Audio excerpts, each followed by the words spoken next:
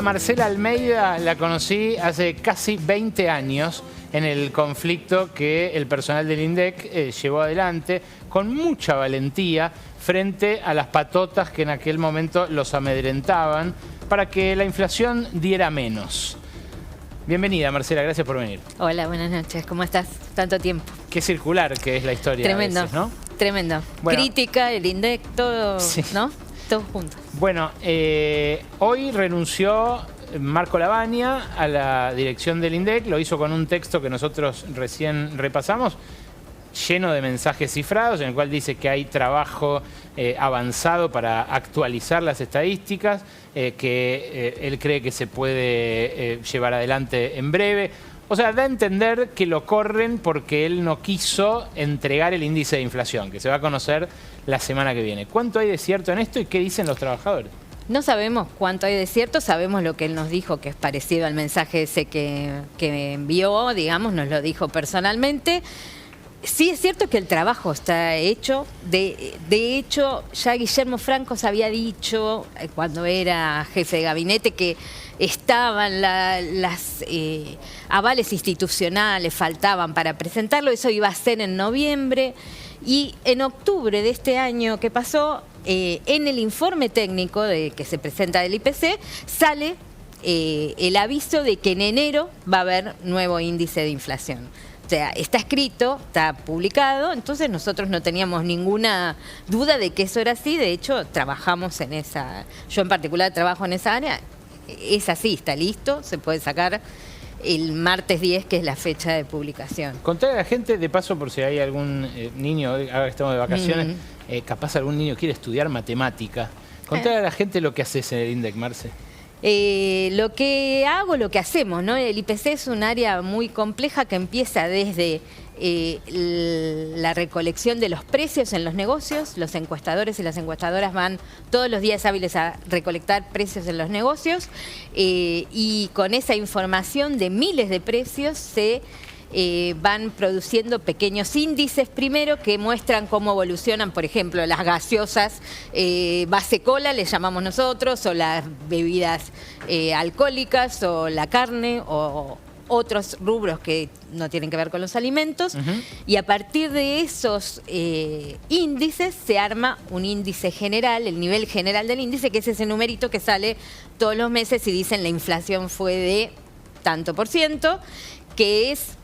Siempre decimos nosotros un número que no deja conforme a nadie porque es un promedio de promedios donde no es la canasta de nadie. Nadie dice, ah, pero a mí esto me aumentó mucho más o no me aumentó. Bueno, entonces es un número que refleja el comportamiento general de los precios en la economía y bueno, eso es lo que hacemos nosotros. ¿Y el índice nuevo o la metodología nueva más bien para medir la inflación? ¿Iba a dar una inflación mayor? ¿Iba a recoger más los aumentos que se están produciendo ahora en la economía? Depende el momento. No es mejor porque iba a dar más o menos. Es mejor porque está más actualizado. No es un cambio metodológico profundo en un sentido, sino una actualización. ¿Qué se cambia? Actualiza? A ver, dicho para el Se para el actualiza pueblo, lo que se llama la canasta de consumo. Se ha hablado mucho, están desactualizados los patrones de consumo. ¿Eso qué quiere decir? Que si uno sacara una foto de cómo consume una familia o todas las familias, sí, están como desfasadas las cantidades. Hace 20 años se consumía más alimentos en proporción, sí, y ahora se consumen más servicios, por ejemplo, por el teléfono celular, que ha tomado una preponderancia en nuestra vida increíble, claro, digamos, ¿no? La cuota del celular, internet en la casa, la plataforma que puedas tener. También, todo... Incluso han pasado otras cosas, por ejemplo, la cámara de fotos. Ya es muy poco común tener cámara de fotos y hace 20 años era más común porque el celular reemplaza también eso, ¿no? Claro. Entonces hay muchas cuestiones. Y después una cosa más profunda, si uno quiere, que tiene que ver con la evolución de las tarifas de la electricidad, del gas y demás, que depende de si están más subsidiadas en un momento o menos, el costo para las familias es más grande, entonces representa más en nuestro propio consumo. Bueno, ahí me quiero detener porque hoy Caputo dijo nosotros queremos que se aplique la nueva medición de la inflación cuando se termine el proceso de desinflación.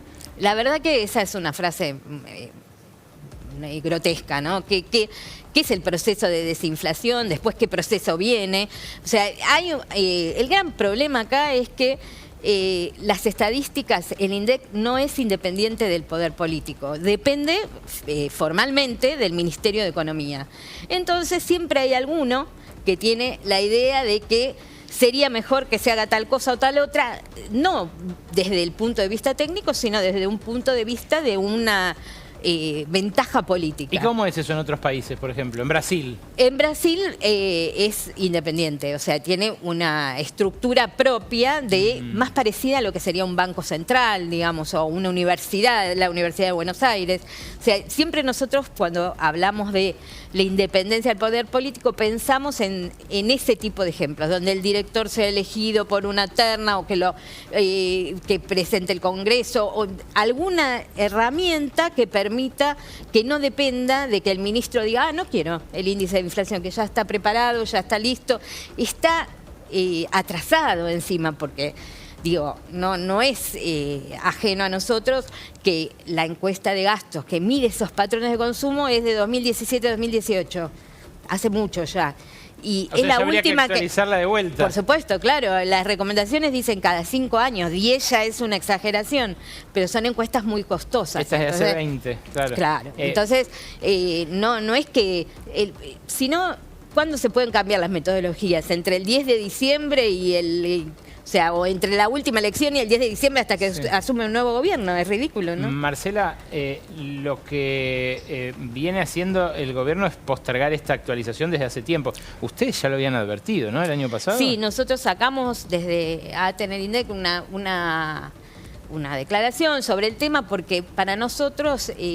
nosotros siempre decimos somos garantes de la confiabilidad y nos jugamos mucho por eso, porque es defender nuestro trabajo. Defendemos la calidad del trabajo y también alertamos sobre que hay un proceso de vaciamiento de muchos organismos públicos, pero que no escapan al INDEC, que tiene que ver con la licuación de los salarios. O sea, lo que se ve por arriba es que se fueron muchos directores porque no les cierra económicamente el trabajo en INDEC, pero también se van muchos trabajadores o subsistimos muchos trabajadores con sueldos que empiezan en los 500.000 pesos por 8 horas de trabajo. Creo que no se puede igualar a nada en este momento. El proceso de desinflación, es cierto, el año pasado, el 2024, fue más de 100, ¿no? La inflación interanual. Este año que pasó fue 30 y pico. Ahora, los salarios se desinflaron mucho más, porque los salarios de los estatales nacionales aumentaron el 17% contra el 32%. ¿Cómo se vive así? Entonces hay una destrucción que viene desde la mella de lo político, desde la subsistencia del trabajador formado, porque como vos decías, yo soy matemática, pero en el INDEC está lleno de o profesionales o técnicos que se han formado dentro del mismo INDEC, en tareas que en ningún otro lado podrían haberse formado, y eso lleva muchos años. Claro, sociólogos, economistas, matemáticos, encuestadores, estadísticos. Y trabajadores que hacen el trabajo del encuestador en la encuestadora es un trabajo dificilísimo. El que va a las casas y tiene que meterse en un hogar y preguntar sobre cuestiones hasta íntimas de la vida de ese hogar, o el que va a los negocios y muchas veces se encuentra con la hostilidad por el clima, porque no vendo nada, porque ¿no? Es un trabajo realmente muy complicado. Bueno, el deterioro salarial es tal que veíamos recién, capaz lo podemos poner, Dani, de vuelta, el LinkedIn de Pedro Lines, que es el que ahora va a quedar a cargo, el que era el segundo de Marco Lavagna, había publicado en su LinkedIn en diciembre este aviso, un aviso donde hablaba de su búsqueda propia de otro empleo. A mí me lo pasaron, te soy franco, y creí que era una joda. O sea, creí que lo habían hecho con inteligencia artificial, alguna cosa así. Realmente es impresionante porque cuando le preguntaron, me dijeron otros técnicos, trabajadores de INDEC a quienes consulté hoy, él ratificó que este mensaje era suyo. que estaba buscando oportunidades ahí, como dice, vacantes de gerente, en México, en Argentina, en donde fuera. Me pregunto por el compromiso con la credibilidad de las estadísticas que puede tener un hombre que hasta hace un mes estaba haciendo las valijas para irse. ¿Qué decís de esto? Y yo lo conocemos a Pedro Lines porque era el director técnico del INDEC, o sea que hemos trabajado con él en todas las cuestiones técnicas. Es una situación compleja, ¿no? Porque llega en el momento en que el ministro de Economía, que es su jefe ahora, está diciendo, bueno, eso que tienen preparado no va a salir porque estamos esperando que terminen, no sabemos qué proceso. O sea, es una injerencia política de las más fuertes del último tiempo. Salvo, desde aquella intervención. Claro, desde la intervención que fue, hay que marcar las diferencias, pero lo que une todo esto es que un organismo técnico no tiene la potestad, en este caso, de decidir que tiene que aplicar una cierta metodología y una cierta actualización que está recomendada hasta por el fondo, ¿no? Claro, la pregunta es, Pedro Lines, todo bien, ahora tendrá su oportunidad, la que buscaba en LinkedIn, porque seguro le pagan más, pero está aceptando esa presión indebida, ¿no? Arranca con eso. Y esa es la situación hoy. Entiendo yo, no me queda claro cómo es la dinámica porque está escrito en el informe técnico de octubre, que es en enero se publica una determinada cosa y ahora el ministro dice que no, si es que va a haber alguna notificación oficial o simplemente se ignora lo que está escrito en octubre. Es una situación rara, digamos, ¿no? Decías, hay una diferencia con lo que hizo Moreno en 2007 y 2008. En ese momento hubo patotas, hubo amenazas, amedrentamientos. Sí, hubo también una directora o un grupo de directores que dijo no, esto no te lo aceptamos, porque ahí se querían cambiar las cifras directamente, ¿no? Ese fue el proceso. Primero empezó con un tema de la lista de informantes y demás, y después ya era, no me gusta la cifra de turismo, no me gusta la cifra de la lechuga en ese momento, no me gustan las prepagas, qué sé yo, y era cambiarlo, ¿no? Para que diera la mitad prácticamente de lo que daba.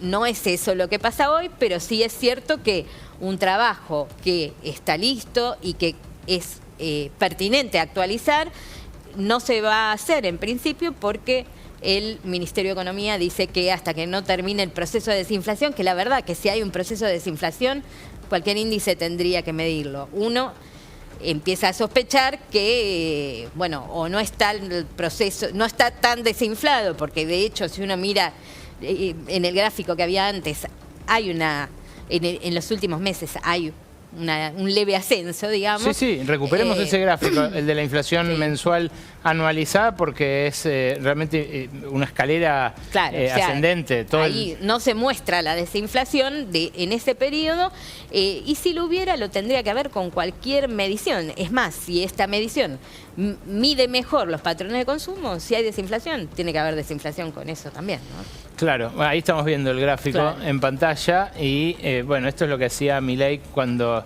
hacía ese 15.000%, 17.000%. Agarró la primera semana y la anualizó. La extrapoló. Bueno, yo acá, claro, a una licenciada en matemáticas esto no... Me hizo un poco de ruido cuando lo vi, pero... Me imagino. Pero acá lo que yo estoy mostrando es la de cada mes anualizada, con ese mismo método. Claro, ¿qué pasaría si todos los meses fueran como ese mes? Como enero, como febrero. Exacto, y ahí se ve clarísimo que desinflación por ahora, por lo menos, no hubo, ¿no? Ese es el tema. Entonces, no es un problema del instrumento, es un problema de la política económica. Hay ciertas cosas que están indexadas, ¿no? Hay el transporte, el boleto de colectivo sube, IPC más 2%. Sí. Entonces... Es importantísimo lo que dé el IPC. IPC para mucha más gente. 2%, es un montón, y es como una rueda, no hay una fantasía de que va a llegar a 0 en junio, 0, es difícil con esta situación. La experiencia que ustedes tuvieron con Lavagna hasta hoy, digo, tanto en los 4 años que estuvo con el Frente de Todos como en estos 2 años con Milei, fue positiva en términos técnicos? O sea, vos podés dar fe de que no se manipularon las cifras. No, eso sí, eso seguro. Hemos tenido dimes y diretes, sobre todo por lo más gremial, porque no se ha resuelto, claro, el vaciamiento. Ninguna de las cuestiones que nosotros reclamamos. Es cierto que muchas dependen de afuera, pero había cuestiones más internas que tampoco hemos podido resolver y fuimos perdiendo pequeñas cosas que teníamos internas, en lo salarial sobre todo, nos fuimos quedando sin nada. Pero en lo técnico nunca tuvimos ninguna intención ni sugerencia ni nada por el estilo de manipular, cambiar o tergiversar.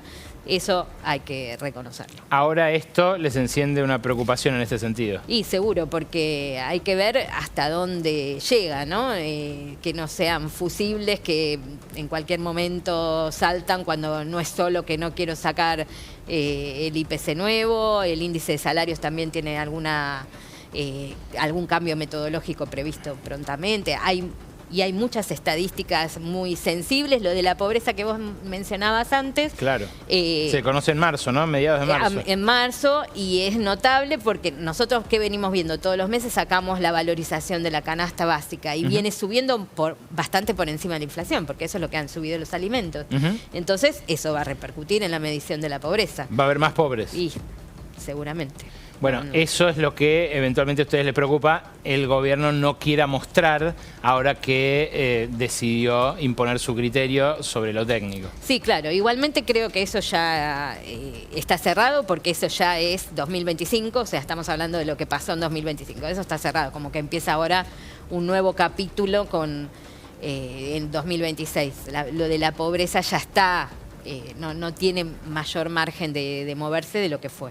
Sí, obviamente estamos preocupados y vamos a estar alertas a lo que pueda pasar y seguramente desde Atenel sacaremos alguna declaración sobre este punto de que el trabajo está terminado, porque a veces nos echan la culpa a los equipos técnicos, que no sé qué, y el trabajo estaba terminado, estaba la fecha de publicación para el martes que viene. Lo demás ya no depende de nosotros. Marcela Almeida, gracias por venir a La Ley de la Selva. Gracias a ustedes por invitarme.